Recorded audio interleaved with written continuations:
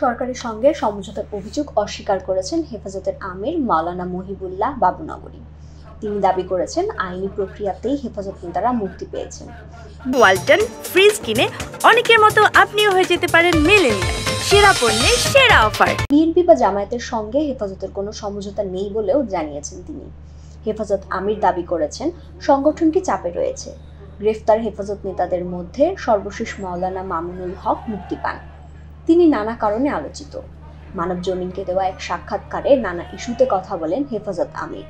তিনি বলেন, সত্য হলো আমরা চাপে আছি, নানা ষড়যন্ত্র মোকাবেলা করে আমাদের কাজ করতে হচ্ছে। হেফাজত রাষ্ট্রীয় বল প্রয়োগের শিকার। এর ফলে আমাদের কিছু সীমাবদ্ধতা তৈরি হয়েছে, যদিও সেগুলো কাটিয়ে ওঠার চেষ্টা করছি আমরা। সরকারের সঙ্গে আমাদের কোনো আঁতাত থাকলে আমাদের নেতৃবৃন্দকে কি অন্যায়ভাবে মিথ্যে মামলা দিয়ে গণগ্রেফতার করে জেলে নিয়ে নির্যাতন করা হতো? রিমান্ডে নিয়ে দিনের পর দিন অকথ্য নির্যাতন করত। আমাদের নেতৃবৃন্দ যারা জামিনে মুক্তি পেয়েছেন তাদের প্রত্যেককেই মাসের বেশিরভাগ সময় আদালতে হাজিরা দিতে যেতে হচ্ছে। এটা আরেক অমানবিক হয়রানি। ছোট কারাগার থেকে বের হয়ে যেন আরো বড় কারাগারে এসেছেন তারা।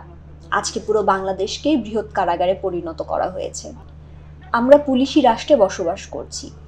বিতর্কিত আইন করে ভিন্নমত প্রকাশের স্বাধীনতা খর্ব করা হচ্ছে।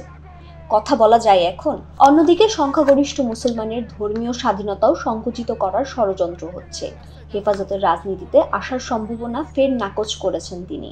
বলেন, আবারও বলছি, হেফাজতের রাজনৈতিক কোনো উচ্চাভিলাষ নেই। এটি একটি অরাজনৈতিক ও আধ্যাত্মিক সংগঠন। নির্বাচন কেন্দ্রিক রাজনীতি আমাদের কাজের ক্ষেত্র নয়। তার মানে এই নয় যে আমরা রাজনৈতিকভাবে অসচেতন। রাজনৈতিক ইস্যুতেও হকের পক্ষে, জুলুমের বিরুদ্ধে, মানবতার পক্ষে এবং দেশের স্বাধীনতার রক্ষায় আমরা কথা বলি।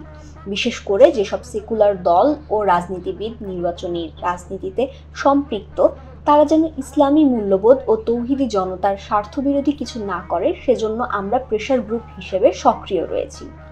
যারা ক্ষমতার লোভে বিদেশি প্রভুদের গোলামি করে দেশের স্বার্থ জলাঞ্জলি দেয়, আমরা তাদের নসিহত করি। ফাহমিদা সৃষ্টি, মানব জমিন ডিজিটাল।